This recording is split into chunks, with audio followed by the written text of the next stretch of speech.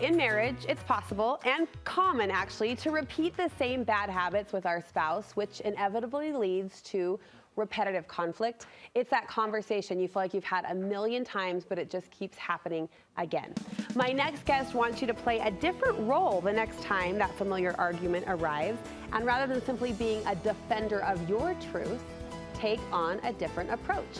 Studio 5 relationship contributor Dr. Matt Townsend will explain. You have made a smart observation in your practice. Have I? Yes. It's the fact that people get in these habitual patterns, scripts, right? So we know exactly how the fight goes. We know exactly what's going to happen. And we just play roles. So I'm going to be the right-handed fighter. You're going to be the gut puncher.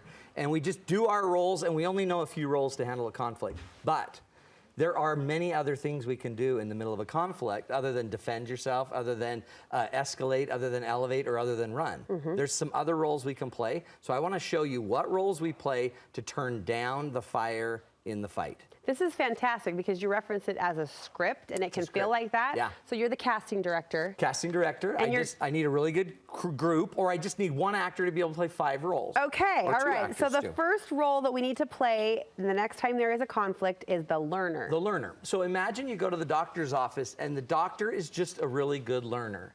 All they want to hear is what's going on. Tell me how it's presenting. They don't believe everything you say, but they hear what you're saying, and they kind of relate it to reality and the world, and they just take in as much information as they can. They don't debate you on your view. They don't beat you up. They don't immediately have to agree or disagree. They just are learning, and what they're trying to do is show you that they get it. So you feel this and this and this, and they kind of paraphrase back what you're saying, and it makes you feel this at night, and then you get up and you're sick. Is that what you're saying is going on? And they just show you they're getting it and hearing what you're saying. I like that doctor. Isn't that cool? Yeah. That's a good doctor. Yeah. So all we want to do in the beginning of a conversation, when it starts to go squirrely, notice it's getting out of control, stop, take a big deep breath, and just start learning. Just start listening, because you can't influence the patient until they feel like you understand them. Diagnose before prescribe, right? Good. That's the first one. Good. Second, caregiver. Okay.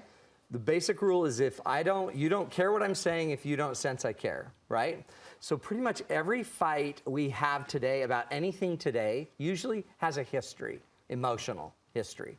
So if my dad or your dad wasn't home for you to be at your games and it always bugged you and you felt like you didn't feel loved, then it might be that when your husband doesn't come home on time and he's not home, you feel that unloved feeling and you fight him as an adult, really like a 6-year-old kid.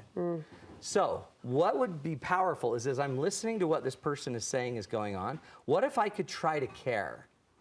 Instead of trying to debate if I'm home on time or not, or what I said I would do, what if I just recognize there's a little 5-year-old kid that just needs to know they're loved? And I always have my clients go back and I just say, so imagine you had to go back to the 6-year-old who wanted her dad home on time so that they could have time together. What would you do as the dad that walked in with a sad 6-year-old that wants to fight you now? You wouldn't fight her, you just go love on her and then get her out playing ball with you or something. That's the caregiver. The caregiver is listen for where they're hurting and find a way to actually go take care of their pain. Don't fight their pain, don't ignore their pain, actually care about the pain. I know we have 3 more roles to come, but it would feel like a lot of the conflict could end right here there. if you take on that position or that mindset. And you literally heal the little girl. Yeah. And then that allows the adults to start to release that script that we don't need to use anymore. See, it's going to this place of compassion, though, in the heat of an argument. Like you just took us there and we're like, yes, I would never fight back with that 6-year-old. And instead, what's happening is his 6-year-old is hurt, and now his 6-year-old's fighting her 6-year-old, so 2 6-year-olds are fighting. The unifier is another role that you say can help. Listen for where you have agreement. My favorite way to kind of just seriously neuter a fight is just agree with them where I agree. I totally agree. I was home late, and I'm so sorry. And I did say that this and this is that I would be here at this time, and I'm sorry. Because what? That's sometimes just what we want to hear. Well, yeah, and a lot of times 80% we agree on, but we fight on the 20%. And if we only ever talk about where we disagree, it feels like we never have agreement. So when you hear what you agree with, think about it. I'd even write it down, and before you then tell your side of the story, go try to lift 5 times before you tell your side. I'm with you here. I admit, I've done this before. It is my need to please, and I just am constantly trying to please, and I can see how I left you hanging, and I'm so sorry. What a good challenge. Lift 5 times before you bring. You talk. Before you say your part. Yeah, that's basically the unifier. That way we're saying, no matter what, we're mostly in agreement here. It just might be a few technicalities. Now, where you don't agree, then you have to be what we call the builder. Okay. So go show them where you're with them. I agree, I admit, I apologize. And then you use the big fat word and when you beat me up for coming home late, you frame it in a way that makes me feel like I've just committed adultery. And I don't think I'm that bad of a guy. I'm just a guy trying to battle my own insecurities, and I'm trying to just make a living. And again, I'm sorry, and I need you to also trust me that I'm a good guy too.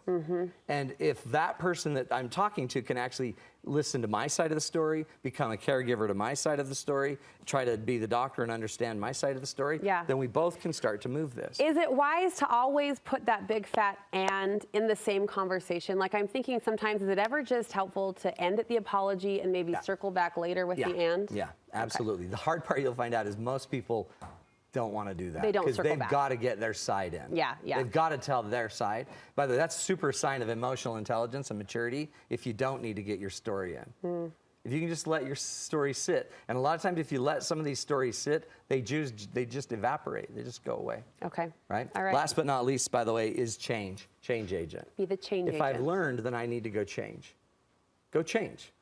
Know that if it's 6 o'clock and I'm supposed to be home at 6, my wife is that little girl that wants her dad home, to that little experience. And so I'd either make sure I deliver, or I'd go take classes on why I'm too much of a pleaser, and I'd learn everything I could learn to stop creating the problem and become the change. Then we might set rules, we might set rituals, we might set ways to forgive, we might have a 20-second hug every time we come home just to reset us. See, and that change agent feels like the elevated role. Like, it feels like, again, you could get to steps 1 through 4 and have a really good marriage. How many couples do you find are willing to take that 5th step and really change? It's very rare. And you know what else is? To do the change first, nobody buys it. But if you do the other 5 steps first, then we buy the change, because we've gone through an emotional change. So don't just change. I know I will. I've got it. I'll change. How many times have they said they would do it and they don't do it? It's because we didn't go through the other roles. So if we can get to that level, that's the highest level, I think, of that's actually learning and growing and becoming one. Is we're actually doing it, and we're different because of it. That's growth, that's refinement, that's real like growth. Seeking education, like you talk about taking a class or reading a book or taking those steps to really change. And then how cool, because you now know going forward, we can do anything. We got forever to keep changing. Let's keep changing. What will we be like in 10 years? All right, thank you so much, Thank Matt. you, 5 roles we can play in our repeating conversations. Now, hold on, I'm going to hit a break here. This is a big announcement that we look forward to twice a year. It's that time of year. We are preparing for your Valentine's date night. It's huge! Yay! It's going to be on Valentine's Day. On the day? Which is scary. Look at you, Valentine's. Because I don't know what the turnout will be. But it's scary, but you don't have to think of anything else but just get to the date night. I think this is genius. Yeah. You don't want to wait in a line at a restaurant. There's really not a lot to do on Valentine's Day. You're going to go to Matt Townsend's date night. He's going to entertain you while uplifting you. I think this is perfect. And you get out of the house. You leave those kidlets. If you go to matttownsend.com, go to live events and enter in Christmas 10. You get 10% off discount on the tickets up to Christmas. And we haven't released the topic yet. That'll be coming out pretty soon. Okay. But it's awesome, and it's going to be really funny. And I'm going to add the PS. Those discounts don't last because these tickets sell out. So use your discount now. What a great gift to give to in-laws. Super cool. Bring the whole family. Bring those jacked up in-laws and everybody in your family that needs help. I meant like daughter-in-law, father-in-law. I didn't call him jacked up. No. He did. Yeah, but I did. I met him. That'd be a great family gift. It's so fun. All right, matttownsend.com. Reserve your seats for Valentine's date night on February 14th. Thanks again, Matt. Thanks,